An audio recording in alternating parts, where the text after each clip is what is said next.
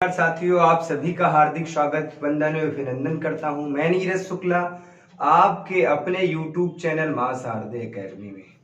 जैसा कि हमने बताया भी है कि प्रतिदिन आपको 4 घंटे कक्षाएं मिलेंगी, वो भी निःशुल्क रहेंगी। 1 घंटे की क्लास होगी हिंदी की, 1 घंटे की गणित की, 1 घंटे की क्लास संस्कृत की होगी और 1 घंटे की क्लास CDP की होगी। और जो शेष कक्षाएं हैं वो भी बहुत जल्द आपको आपके अपने YouTube चैनल मां शारदे एकेडमी पे मिलेंगी। आज हम बात करते हैं हिंदी पे। हिंदी में हम वर्णमाला पे चर्चा कर रहे थे। वर्णमाला में हमने एक ही लेक्चर अभी लिया है, एक ही क्लास हुई है वर्णमाला पे। किसे कहते हैं वर्णमाला, वर्णमाला पे देखा। और उसके बाद हमने स्वरों का विभाजन देखा, स्वरों को कितने भागों में बांटा जाता है, कितने भागों में बांटा जाता है, कितने स्वर होते हैं, उस पर विस्तृत चर्चा करी है। और उसके बाद स्वरों का उच्चारण स्थान क्या है उस पर चर्चा करी है।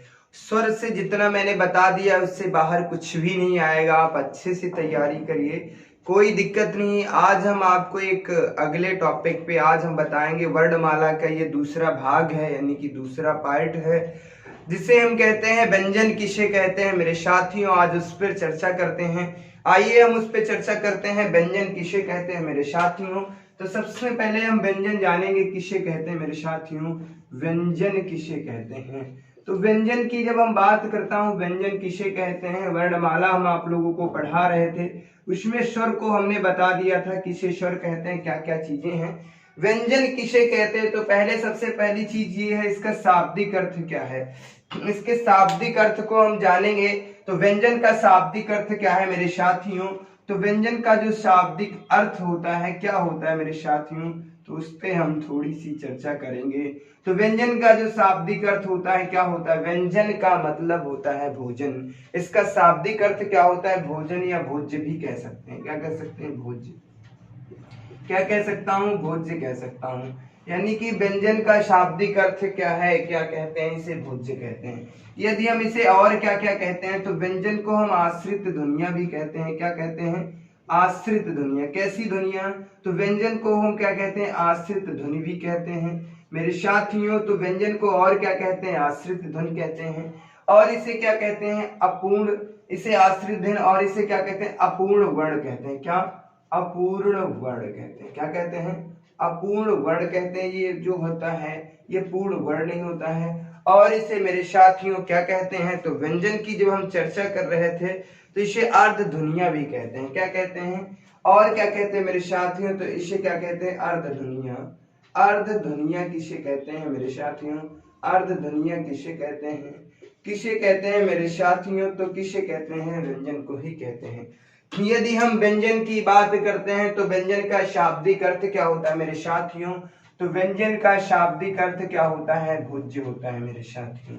यदि व्यंजन का शाब्दिक अर्थ पूछा जाता है आपसे तो क्या होता है, व्यंजन का शाब्दिक अर्थ क्या होता है, भोज्य होता है। अच्छा, व्यंजन को और क्या कहते हैं, व्यंजन कैसी ध्वनिया है बात करते हैं तो व्यंजन आश्रित ध्वनिया है, या इसे व्यंजन को और क्या कहा जाता है, अपूर्ण वर्ण भी कहा जाता है। और क्या कहते हैं व्यंजन को, तो अर्ध ध्वनिया कहते हैं। यदि हम इसकी परिभाषा की बात करें मेरे साथियों, यदि इसकी परिभाषा की बात करें तो क्या है इसकी परिभाषा, क्या लिखते हैं मेरे साथियों, तो उसकी हम थोड़ी सी चर्चा कर लेते हैं, थोड़ी सी चर्चा कर लेते हैं। तो यदि व्यंजन की परिभाषा की बात करते हैं तो जिन वर्णों को उच्चारित करते समय, जिन वर्णों को उच्चारित करते समय हमें सहायता ली जाती है, जिन वर्णों को उच्चारित करने में हमें सहायता ली जाती है या हमें दूसरों से सहायता ली जाती है, उसे हम क्या कहते हैं, व्यंजन कहते हैं। तो हम ये लिख सकते हैं, जिन वर्णों को, जिन वर्णों को उच्चारित करने में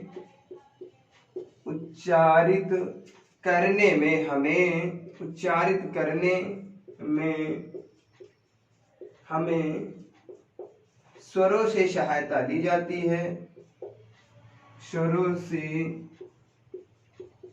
सहायता ली जाती है, सहायता ली जाती है, उसे व्यंजन कहते हैं। उसे क्या कहता हूं मेरे साथियों, तो उसे ही व्यंजन कहते हैं, व्यंजन कहते हैं। उम्मीद करता हूँ समझ गए होंगे, कोई दिक्कत नहीं। यदि हम इसकी परिभाषा की बात करते हैं तो क्या है, जिन वर्णों को उच्चारित करने में हमें स्वरों से सहायता ली जाती है, हम स्वरों से सहायता लेते हैं, उसे हम क्या कहते हैं मेरे साथियों, तो उसे ही क्या कहते हैं, व्यंजन।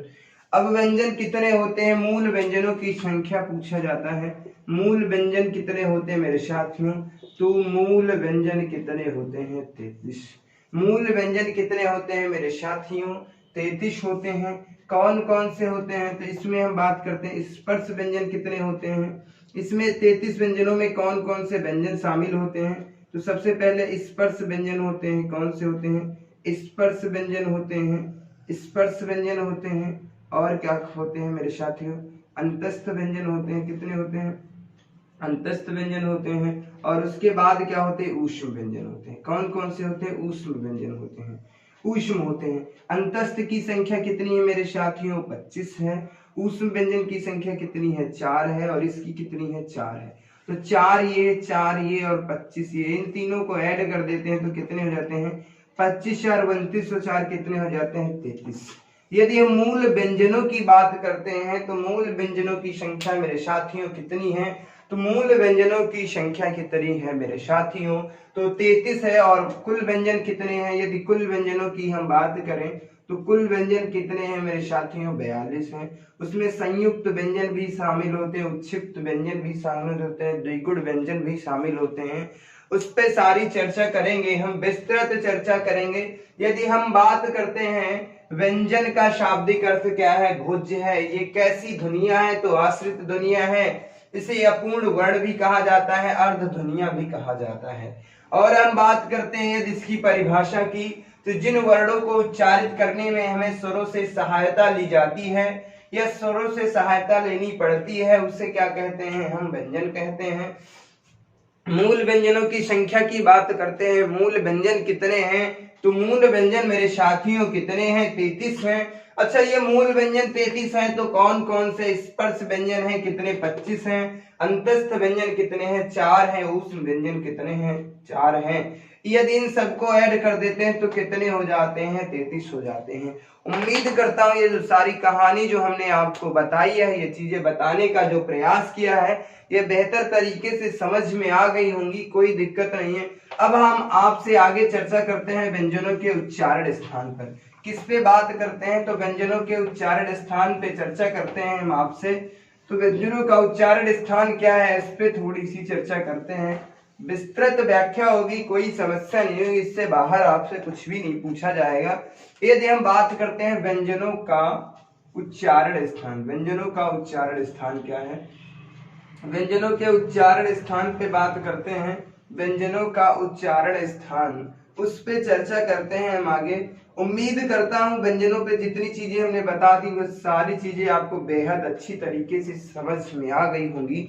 यदि हम बात करते हैं व्यंजनों का उच्चारण स्थान, तो सबसे पहले हम स्पर्श व्यंजनों की बात करते हैं। स्पर्श व्यंजन कितने हैं मेरे साथियों, स्पर्श व्यंजन की बात करते हैं। स्पर्श व्यंजन की बात करते हैं तो स्पर्श व्यंजन है मेरे साथियों कितने हैं, तो स्पर्श व्यंजन कितने हैं, 25 हैं। कौन कौन से हैं, तो उस पर चर्चा करते हैं। यदि हम स्पर्श व्यंजन की बात करते हैं मेरे साथियों, तो पहले का होता है का वर्ग होता है। कौन सा होता है, का वर्ग। का वर्ग में वर्ण कौन कौन से होते हैं उसकी बात करते हैं, तो होता है का, खा, गा और घा, और उसके बाद अंगा। उसके बाद कौन सा होता है, चा वर्ग होता है मेरे साथियों, चा वर्ग होता है। चा वर्ग में कितने वर्ण हैं, चा वर्ग में कौन कौन से वर्ण हैं, तो प्रत्येक वर्ण में, प्रत्येक वर्ग में 5-5 वर्ग हैं। चा, छा, जा, झा और इया। अब हम बात करते हैं टा वर्ग की, तो टा वर्ग आ जाता है मेरे साथियों, टा वर्ग आ जाता है। इसे क्या कहते हैं, इसमें कौन कौन से वर्ण होते हैं, तो टा, ठा, डा, टा, ठा, डा, ढा और डा होता है। उसके बाद बात करते हैं टा वर्ग के बाद हम बात करते हैं, टा वर्ग के बाद बात करते हैं तो ता वर्ग होता है मेरे साथियों, ता वर्ग होता है। ता वर्ग में कौन कौन से वर्ण हैं, तो उसकी बात करते हैं तो ता, फिर क्या होता है था, फिर दा, और उसके बाद धा, उसके बाद क्या होता है ना। यदि हम पा वर्ग की बात करते हैं मेरे साथियों, तो पा वर्ग में कौन कौन से वर्ण होते हैं मेरे साथियों, तो क्या होता है पा, हा, बा, भा और मा। कितने होते हैं, ये इतने होते हैं।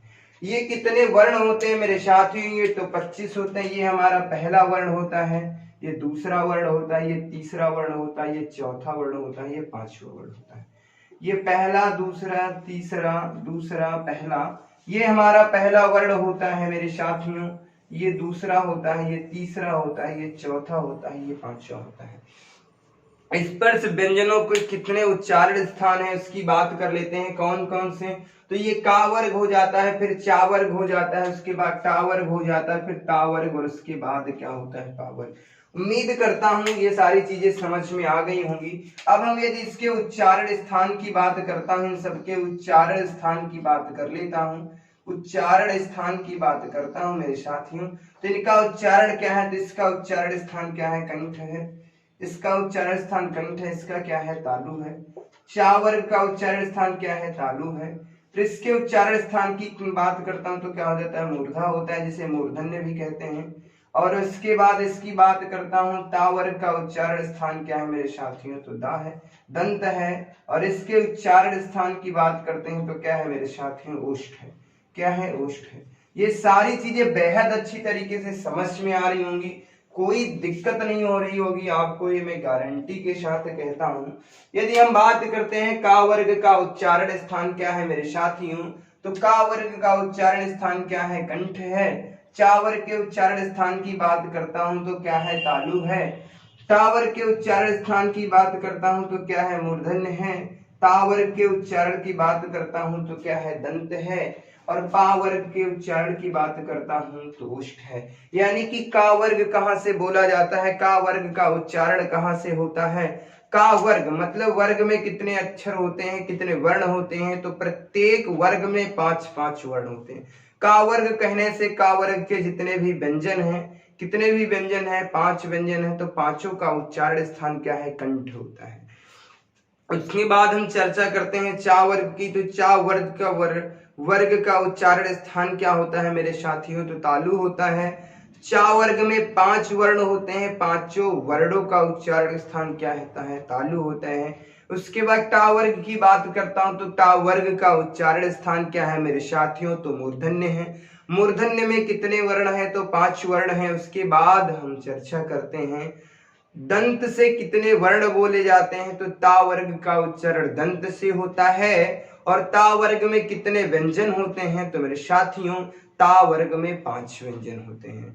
और उसके बाद हम बात करते हैं ओष्ठ से, तो ओष्ठ में कितने व्यंजन हैं मेरे साथियों, तो 5 वर्ग हैं, 5 व्यंजन हैं। कौन सा वर्ग है, तो पा वर्ग है। उम्मीद करता हूं ये सारी चीजें समझ में आ गई होंगी। अच्छा, यहाँ से एक और क्वेश्चन पूछा जाता है, उस क्वेश्चन को हम बताने का प्रयास करेंगे आपको बेहद अच्छी तरीके से। ये जो हमारे वर्ण हैं, ये जो हमारे वर्ण हैं, इन्हें क्या कहा जाता है, इन्हें क्या कहा जाता है, अनुनासिक वर्ण। इन्हें ही कहा जाता है अनुनासिक वर्ण। क्या कहा जाता है मेरे साथियों, तो इन्हें क्या कहते हैं, इन्हें ही, इन वर्णों को क्या कहते हैं मेरे साथियों, इन वर्णों को ही अनुनासिक वर्ण कहते हैं। क्या कहते हैं, अनुनासिक वर्ण कहते हैं। क्या कहते हैं मेरे साथियों, तीन वर्णों को अनुनासिक वर्ण कहते हैं। क्या कहते हैं, अनुनासिक वर्ण। अनुनासिक वर्ण कहते हैं मेरे साथियों। इन्हें क्या कहता हूं, अनुनासिक व्यंजन या अनुनासिक वर्ण कहते हैं। और इसे क्या कहते हैं, तो इसे निरानुनासिक भी कहते हैं। क्या कहते हैं, निरानुनासिक भी कहते हैं, निरानुनासिक भी कहते हैं। और क्या कहते हैं, इसे अनुस्वार भी कहते हैं। और क्या कहते हैं मेरे साथियों, निरानासिक वर्ण भी कहते हैं। और क्या कहते हैं मेरे साथियों, इसे अनुस्वार भी कहते हैं। क्या कहते हैं, अनुस्वार भी कहते हैं, अनुस्वार भी कहते हैं। उम्मीद करता हूं ये सारी चीजें समझ में आ गई होंगी, कोई दिक्कत नहीं। यदि इनमें से 5 वर्ण है, इनमें से कुछ भी हमसे पूछ लिया जाता, कोई भी वर्ण पूछ लिया जाता है, तो उसका उच्चारण स्थान की भी यदि हम बात करते हैं, तो इसका उच्चारण स्थान क्या है, अनुनासिक। अनुनासिक का मतलब होता है ये नाक से, मुंह और नाक दोनों से बोले जाते हैं। इनका उच्चारण मुख और नाक दोनों से होता है। जैसे इया है, तो इया में हम नाक का प्रयोग कर रहे हैं। ना है, मा है, ड़ा है, अंगा है, तो इन सारी चीजें उम्मीद करता हूँ ये सारी चीजें बेहद अच्छी तरीके से समझ में आई होंगी, कोई दिक्कत नहीं। स्पर्श व्यंजनों पे हमने विशेष चर्चा कर ली। अच्छा, एक क्वेश्चन यहाँ से और पूछा जाता है, स्पर्श संघर्षी व्यंजन किसे कहा जाता है मेरे साथियों? यहाँ से एक क्वेश्चन पूछा गया है, स्पर्श संघर्षी व्यंजन किसे कहा जाता है मेरे साथियों?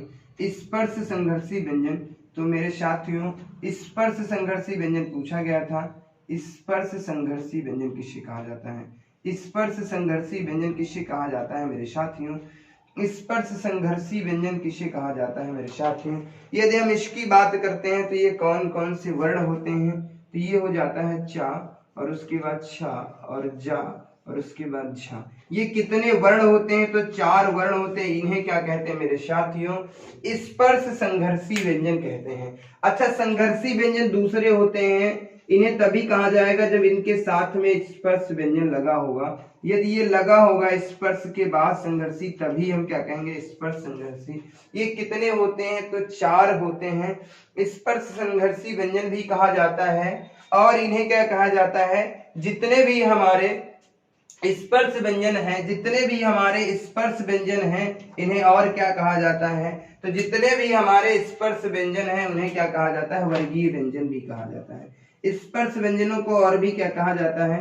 तो इन्हें वर्गीय व्यंजन भी कहा जाता है। वर्गीय व्यंजन किसे कहा जाता है मेरे साथियों?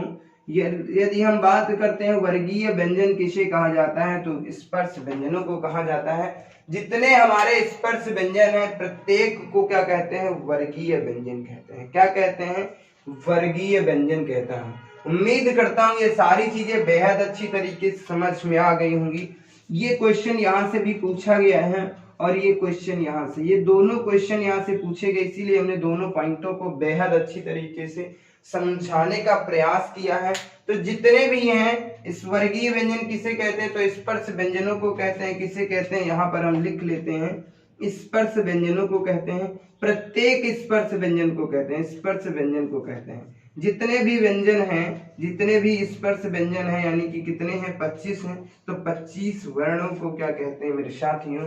25 व्यंजन वर्णों को क्या कहते हैं? स्पर्श व्यंजन कहते हैं। यहाँ स्पर्श व्यंजन भी कहते हैं और क्या कहते हैं? वर्गीय व्यंजन कहते हैं। उम्मीद करता हूँ ये आज की कहानी ये धीरे धीरे आपको समझ में आ रही होगी।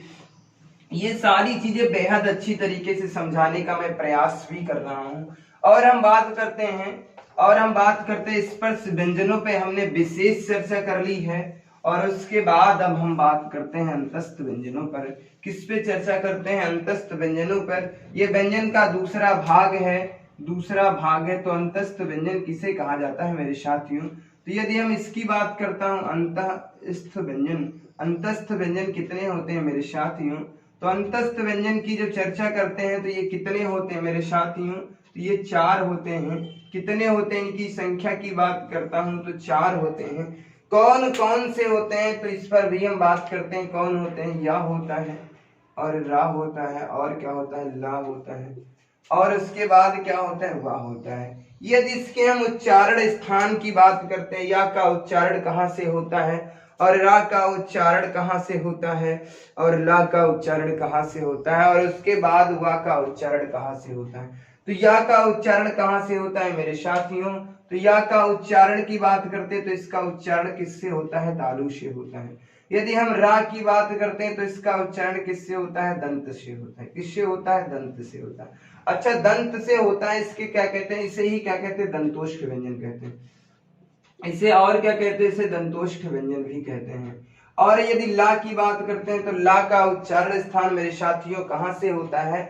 तो ला का उच्चारण स्थान क्या है मेरे साथियों? तो मूर्धा है। क्या है? मूर्धा है। ला का उच्चारण स्थान कहाँ से होता है? मूर्धन्य से होता है। वा का उच्चारण स्थान क्या है मेरे साथियों? तो वा का उच्चारण स्थान भी दा है। क्या है?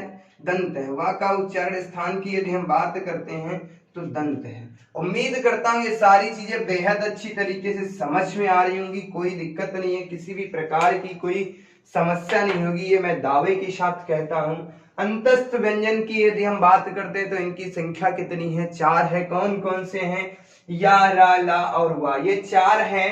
तो इसके उच्चारण स्थान की भी हमने बात कर लिया। यदि हम यहाँ पर लिख लें इसके उच्चारण स्थान की अब हमने बात कर लिया, कहाँ से किसका उच्चारण होता है, उच्चारण की बात भी हमने कर ली। या का उच्चारण स्थान कहाँ से होता है, तालु से होता है। रा का उच्चारण कहाँ से होता है मेरे साथियों, तो दंत से होता है।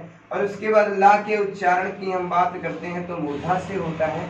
वा के उच्चारण स्थान की यदि हम बात करते हैं तो कहाँ से होता है, दंत से। इसका मतलब दो वर्ण किससे बोले जाते हैं, दंत से बोले जाते हैं। ये तालु से बोला जाता है, ये कहाँ से बोला जाता है, मूर्धन्य से। इससे ज्यादा स्पर्श व्यंजनों पे ना तो कोई क्वेश्चन बनेगा और ना तो कुछ पूछा जाएगा। अब हम बात करते हैं व्यंजन के तीसरे भाग की बात करता हूँ।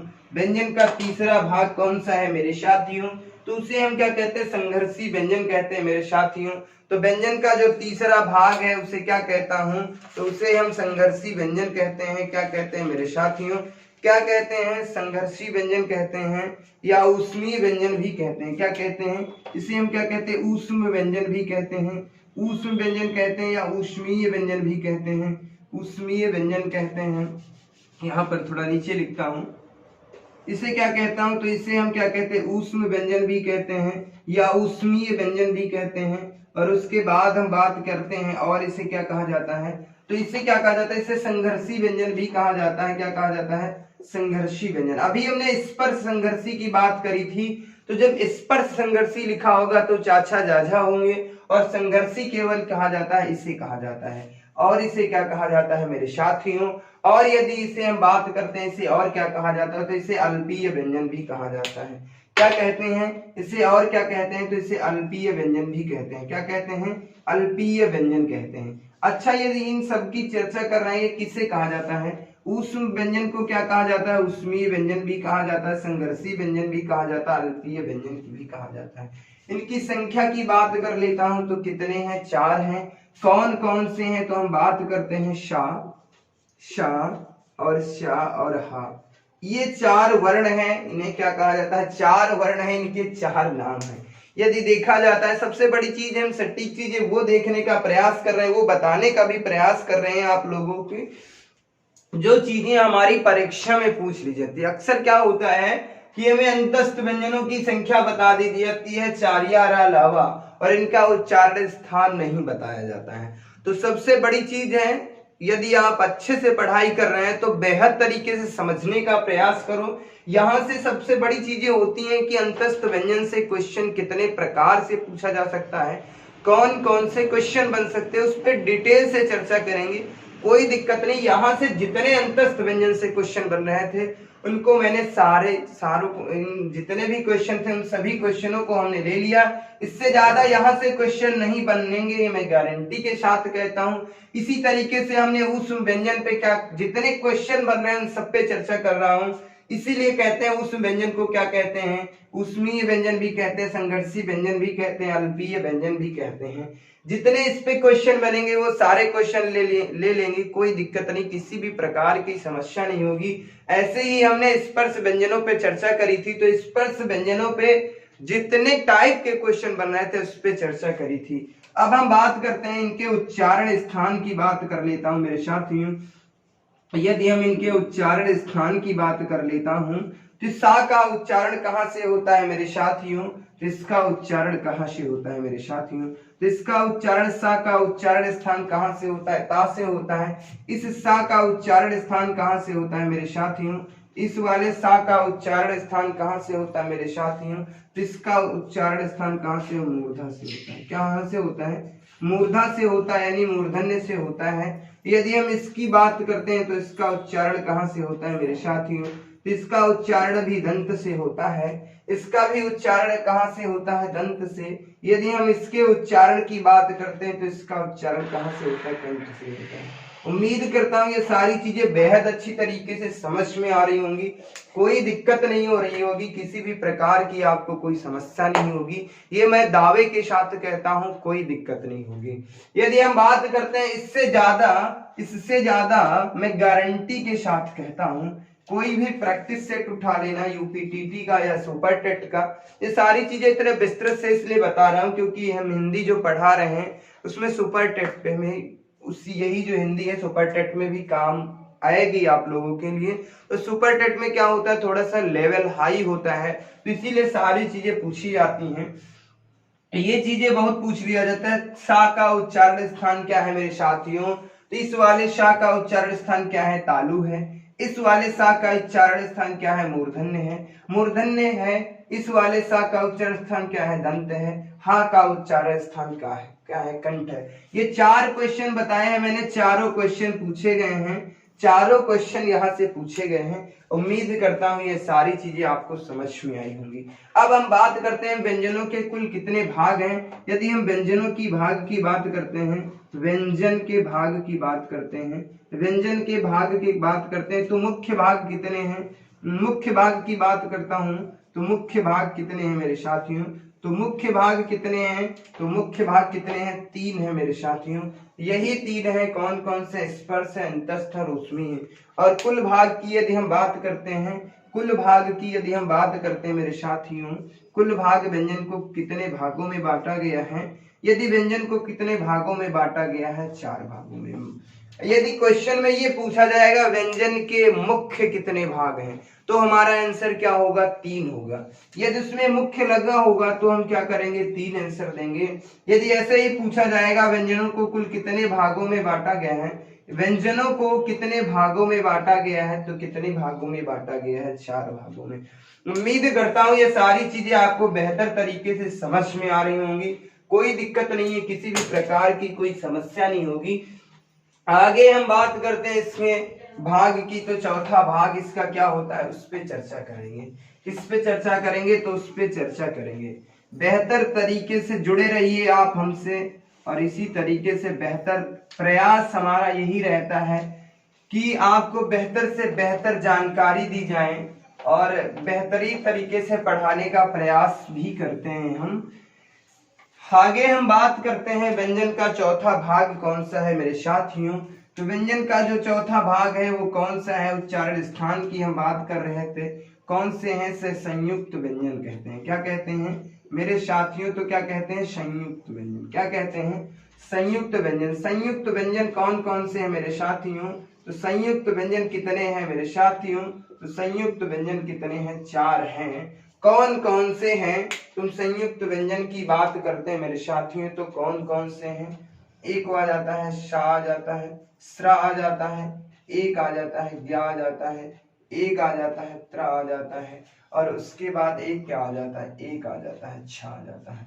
कितने हैं संयुक्त व्यंजनों की यदि हम बात करते हैं मेरे साथियों, तो कितने हैं, तो ये कितने हैं मेरे साथियों, 4 आ जाते हैं। स्रा का यदि हम बात करते हैं, यह किस किस से मिलके बना है, तो यह किससे मिल करके बना है, तो हम इसकी बात करते हैं, तो ये सा प्लस रा से मिलके बना है। किससे, तो शा प्लस रा से मिलकर के ये बना है। ठीक है, यदि हम इसकी बात करते हैं, तो ये जा प्लस इया से मिलके बना है। किससे, तो जा प्लस इया से मिलके बना है। और यदि हम इसकी बात करते हैं, ता की यदि हम बात करते हैं, तो ये किस किस से मिलके बना है, तो ये ता प्लस रा से मिलके बना है। यदि हम इसकी बात करते हैं, ये किस किस से मिलके बना है, तो ये जो है मेरे साथियों, तो ये जो बनता है, ये बनता है का प्लस सात से मिलके बना है। किससे, तो का प्लस सात से मिलकर बना है। उम्मीद करता हूं ये सारी चीजें बेहतर अच्छी तरीके से समझ में आ रही होंगी। यदि हम बात करते हैं ये किससे मिलकर बना है, स्रा किससे मिलके बना है, तो मेरे साथियों सा प्लस रा से मिलके बना है। यदि ज्ञा की बात करते हैं, तो जा प्लस या से मिलके बना है। त्रा की बात करता हूं, तो ता प्लस रा से मिलके बना है। छा की बात करता हूं, तो का प्लस सा से मिलके बना है। उम्मीद करता हूं ये सारी चीजें बेहतर तरीके से समझ में आ रही होंगी, कोई दिक्कत नहीं होगी, किसी भी प्रकार की कोई समस्या नहीं होगी, कोई दिक्कत नहीं हो रही होगी आपको। आगे हम बात करते हैं, आगे हम बात करते हैं,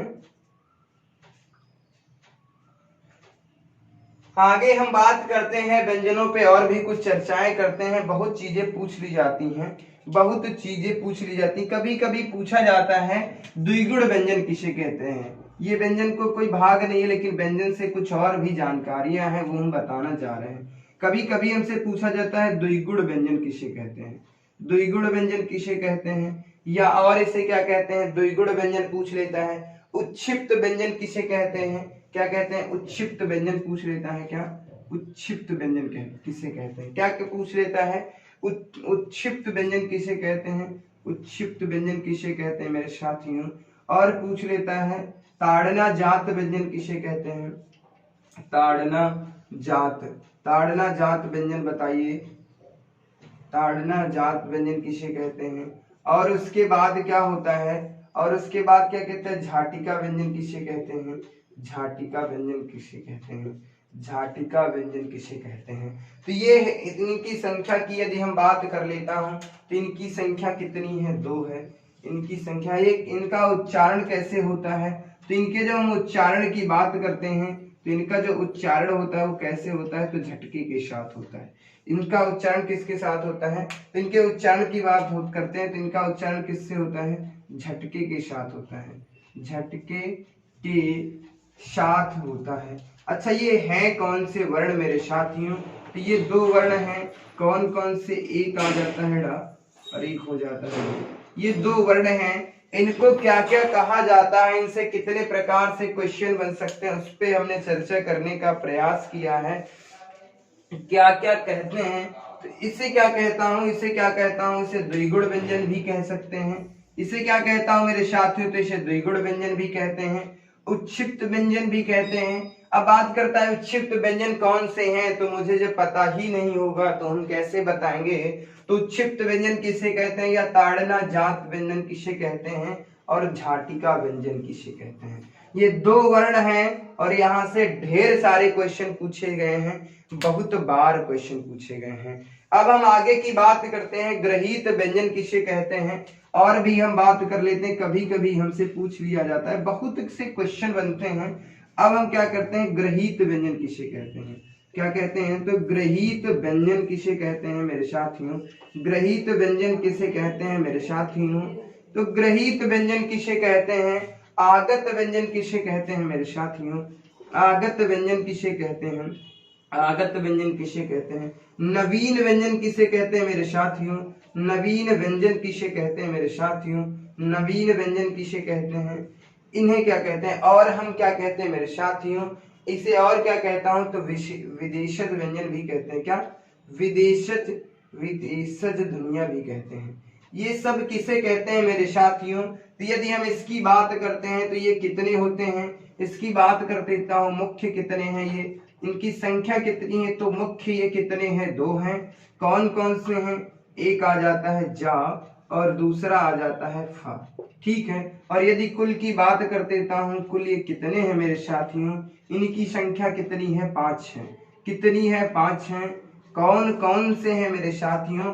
तो हम बात करते हैं, पहले हो जाता है जा हो जाता है, फिर हो जाता है फा हो जाता है, उसके बाद का हो जाता है, और फिर क्या हो जाता है? खा हो जाता है, और उसके बाद क्या हो जाता है? का हो जाता है। उम्मीद करता हूं ये सारी चीजें समझ में आ रही होंगी, कोई समस्या नहीं है, किसी भी प्रकार की कोई दिक्कत नहीं होगी। यदि हम बात करते हैं ग्रहीत व्यंजन किसे कहते हैं? ग्रहीत व्यंजन किसे कहते हैं मेरे लाल, मेरे साथियों, मेरे प्यारे प्यारे भाइयों? यदि हम बात करते हैं ग्रहीत व्यंजन किसे कहते हैं, आगत ध्वनियां किसे कहते हैं, नवीन व्यंजन किसे कहते हैं, विदेशज व्यंजन किसे कहते हैं? तो मुख्य कितने हैं मेरे साथियों? 2 हैं। तो कौन कौन सा है? जा और फा। इसे अंग्रेजी ध्वनियां भी कहते हैं या अंग्रेजी वर्ण भी कहते हैं। और कुल कितने हैं? 5 हैं। जा, फा, का, खा, गा, ये है। उम्मीद करता हूं ये सारी चीजें बेहतर तरीके से समझ में आ रही होंगी, कोई दिक्कत नहीं है, किसी भी प्रकार की कोई समस्या नहीं है। अब एक हम बहुत बड़ी चीज बताने का प्रयास करेंगे, इसी में क्या कहते हैं, ग्रहीत व्यंजनों में एक चीज है, एक चीज और मैं बताने का प्रयास करता हूं, ग्रहीत व्यंजनों में ही बताने का प्रयास करूंगा।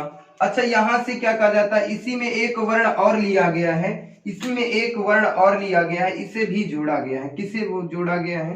तो ये इसे भी जोड़ा गया है। किसमें जोड़ा गया है मेरे साथियों? इसे भी किसमें जोड़ा गया है? ये ग्रहीत व्यंजनों में जोड़ा गया है। ये आगत ध्वनियां है, ये नवीन व्यंजन है या नवीन ध्वनियां भी कहते हैं, इसे जोड़ा गया है, इसे जोड़ा गया है। ये इसे क्या कहा गया? वर्णमाला का 53वां वर्ण कहा गया है। किसका? तो वर्णमाला की कौन सा है? 53वां वर्ण कहा गया है। इसे क्या कहा गया? तो वर्णमाला का 53वां वर्ण कहा गया है या 53वां अक्षर कहा गया है। यह बात किसने कही है मेरे भाइयों? इसे डॉक्टर धर्मेंद्र कुमार वर्मा ने कहा। ये बात किसने कही? 53वां वर्ण कहा किसने है? यदि हम बात करते हैं तो इसे किसने कहा है? डॉक्टर धर्मेंद्र ने कहा है। किसने कहा है? डॉक्टर धर्मेंद्र ने कहा है मेरे साथियों, डॉक्टर धर्मेंद्र। इसके बाद किसने कही है? सॉरी, डॉक्टर धीरेन्द्र हैं, सॉरी माफ कीजिएगा। ये कौन है? ये डॉक्टर कौन है? डॉक्टर धीरेन्द्र हैं। कौन है मेरे साथियों? तो डॉक्टर धीरेन्द्र वर्मा है। ये बात किसने कही है मेरे साथियों? इस वर्ण को 53वां वर्ण किसने कहा? ये वर्णमाला का 53वां वर्ण है। किसका? तो वर्णमाला का 53वां वर्ण इसे कहा गया है। वर्णमाला का 53वां वर्ण किसे कहा गया है मेरे साथियों? तो 53वां वर्ण किसे कहा गया है? तो इसे कहा गया है। किसने कहा है? तो डॉक्टर धीरेन्द्र वर्मा ने कहा है। ये बात डॉक्टर धीरेन्द्र वर्मा ने कहा है। ये कैसी ध्वनि है या कैसा वर्ण है? तो ये अंग्रेजी वर्ण है। कौन सा है? तो अंग्रेजी वर्ण है या आगत वर्ण है या नवीन व्यंजन है या विदेशज व्यंजन है। उम्मीद करता हूं ये सारी चीजें बेहतर तरीके से समझ में आ रही होंगी, कोई दिक्कत नहीं होगी आपको। बेहतरीन तरीके से आप समझने का प्रयास करो, कोई समस्या नहीं होगी। और ये सारी चीजें जो हम पढ़ा रहे हैं इसका बेहतरीन नोट्स बनाइए। इतना अच्छा नोट्स बनेगा, इतना सटीक नोट्स बनेगा जो आपके परीक्षा में बहुत ही महत्वपूर्ण होगा। आपकी परीक्षा के लिए इतना महत्वपूर्ण है, एक किताब से नहीं, ये 10 किताबों का निचोड़ है मेरे साथियों। एक पास कंटेंट कहीं से नहीं मिलता है। और चाहे किसी भी बुक से प्रैक्टिस करो, ये जितनी चीजें मैं बता रहा हूँ, वर्णमाला की एक और क्लास होगी हमारी, उस पे चर्चा करेंगे। उसके बाद 3 ही वीडियो, मतलब 3 घंटे में हम जितना वर्णमाला में आपको पढ़ा देंगे, मैं दावे के साथ कहता हूं मेरे साथियों, उससे एक भी क्वेश्चन बाहर नहीं जाएगा। कोई भी प्रैक्टिस सेट उठा लेना यूपीटीटी का और सुपर टेट का, अगर जितनी भी टीचर्स एग्जाम हैं या यूपीएसआई का भी उठा लेना, यहां से बाहर नहीं जाएगा।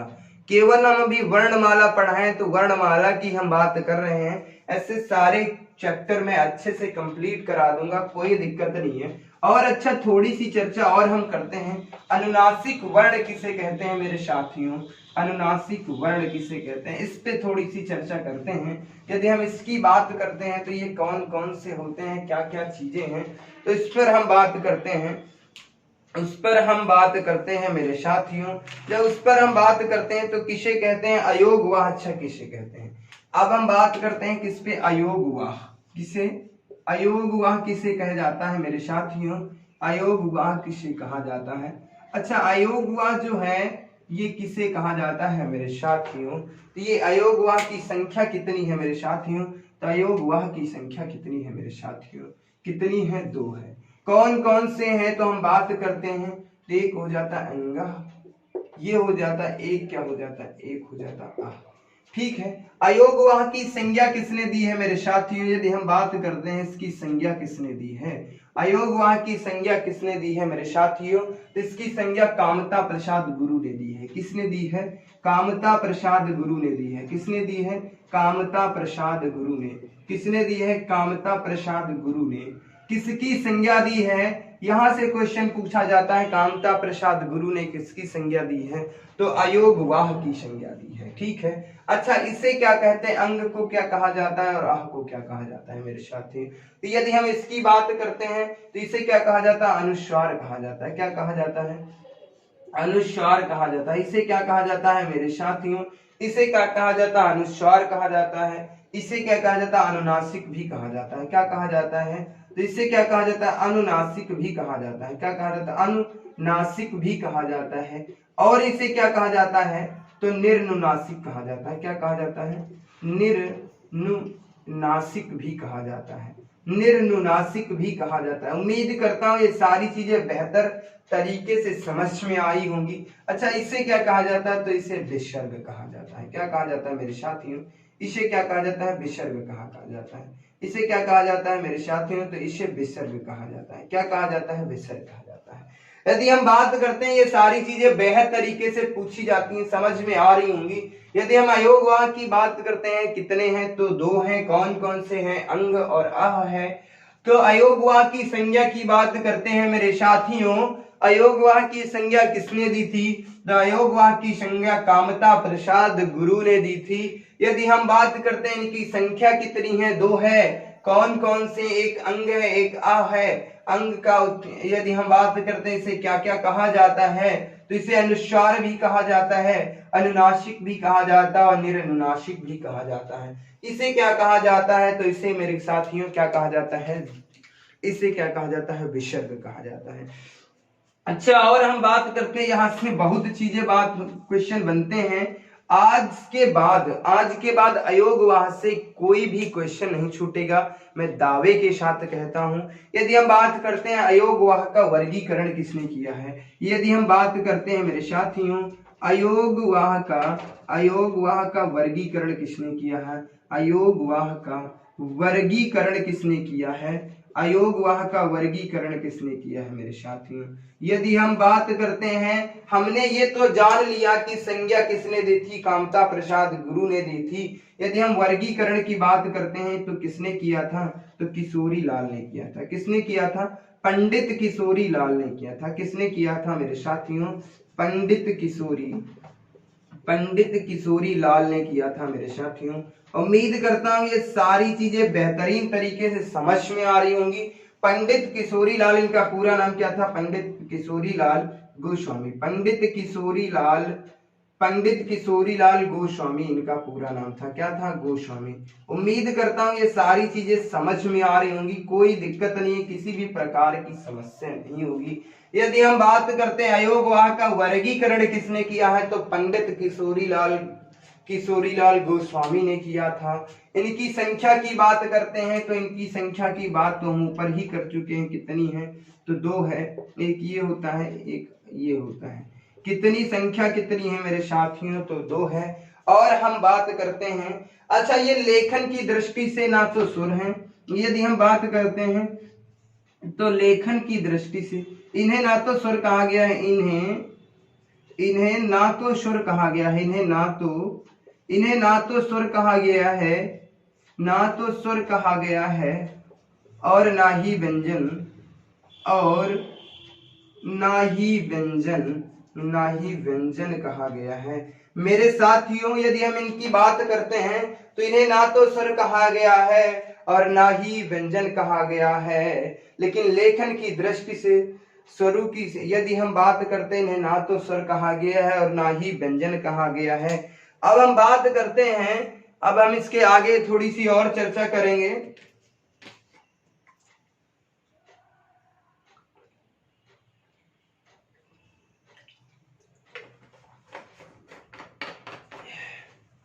यदि हम बात करते हैं इन्हें ना तो स्वर कहा गया और ना ही क्या कहा गया है? व्यंजन कहा गया है। लेखन की दृष्टि से इन्हें स्वर कहा गया है। यदि हम बात करते हैं लेखन की दृष्टि से इसे क्या कहा गया है मेरे साथियों? तो लेखन की दृष्टि से इन्हें क्या कहा गया है मेरे साथियों? तो लेखन की दृष्टि से इसे क्या कहा गया है? तो लेखन की दृष्टि से इन्हें क्या कहा गया है मेरे साथियों? इन्हें स्वर कहा गया है। लेखन की दृष्टि से इन्हें स्वर कहा गया है। लेखन की दृष्टि के अनुसार स्वरों की संख्या कितनी हो जाती? तो 11 वो थे, 2 ये मिल जाते हैं, कितने हो जाते हैं? 13 हो जाते हैं।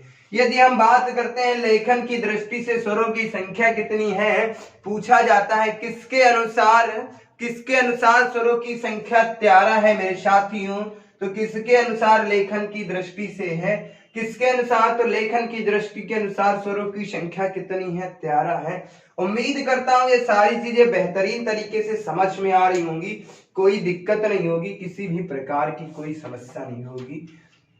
और हम थोड़ी सी चर्चा और बची है, उस थोड़ी सी चर्चा को और हम करते हैं। यदि हम बात करते हैं मात्राओं की बात करता हूं मेरे साथियों, तो मात्राएं कितनी होती हैं? किसे कहा जाता है मात्रा? अच्छा, यदि हम बात करते हैं मात्रा किसे कहा जाता है और इनकी संख्या कितनी होती है, तो हम मात्राओं की बात करते हैं तो स्वरों का चिन्हित रूप ही क्या है? मात्रा। यदि हम बात करते हैं मेरे साथियों तो स्वरों का चिन्हित रूप ही क्या है? स्वरों का चिन्हित रूप ही क्या है मेरे साथियों? चिन्हित रूप ही क्या है मेरे साथियों? चिन्हित रूप ही क्या है? मात्रा है। स्वरों का चिन्हित रूप ही क्या है? मात्रा है। इनकी कुल संख्या हम बात करते हैं, कुल मात्राएं कितनी हैं? कुल मात्रा कितनी है? 12 है मेरे साथियों। और मुख्य मात्राएं कितनी है मेरे साथियों? मुख्य मात्रा की बात करते हैं, मुख्य मात्राएं कितनी है? 10 है। यदि मुख्य मात्राएं पूछता है तो मेरे साथियों 10 हैं और कुल मात्राएं कितनी है? 12। इसमें किसकी मात्रा को जोड़ लिया गया? इसकी और इसकी मात्रा को भी ऐड कर लिया गया है, परंतु इसमें इन दोनों का वर्णन नहीं किया गया है। उम्मीद करता हूं ये सारी चीजें बेहतरीन तरीके से समझ में आई होंगी, किसी प्रकार की आपको कोई दिक्कत नहीं होगी। मिलते हैं आपको अगली वीडियो में एक नई शक्ति और एक नई ऊर्जा के साथ। तब तक के लिए बाय बाय, धन्यवाद। बेहतरीन तरीके से ये कक्षाएं हमारी देखते रहिए, ये कमेंट करके हमें जरूर बताएं ये क्लास आपको कैसी लगी। यदि आपको कुछ यहाँ से सीखने को मिल रहा है तो अपना ये जरूर हमें बताएं कि ये कक्षा अच्छी लग रही है आपको या कोई दिक्कत है, तो वो सारी चीजें आप कमेंट करके बता सकते हैं।